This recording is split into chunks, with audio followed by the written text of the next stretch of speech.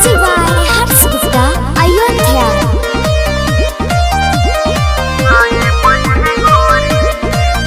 चाहे जेल भेजवै चाहे थानावा हमें, बाकी तोहरा के धरब रानी कोरावा में।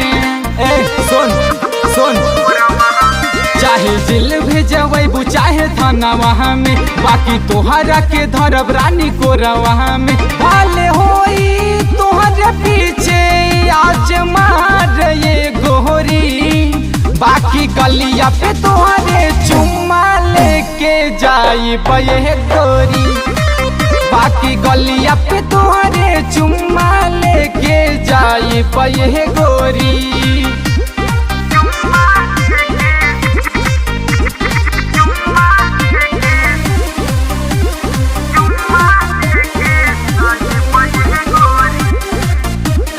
गाल तोहर लाल कई के भेजब ये फूल जरी, भले हमके खाए के परी पुलिस के अब छड़ी, अब ना मानत।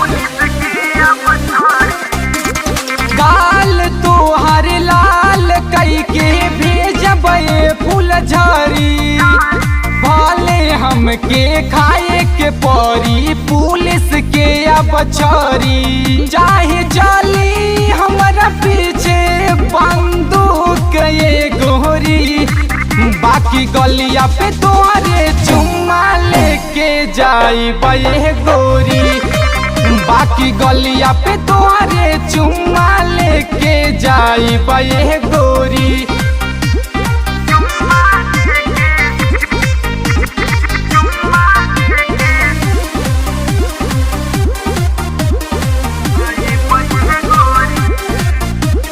अपना ओठ से तोहरा ओठ से आ जाई अब सटई है, अब भले तोहर बाबूजी हमरा के अब पिटवई है।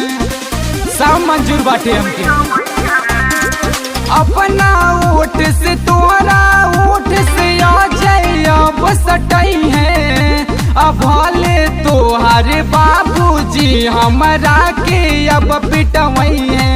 भले मोहन विकास हर्ष के बुलाइबू ये गोरी, बाकी गलिया पे तोहरे चुम्मा लेके जाई ये गोरी, बाकी गलिया पे तोहरे चुम्मा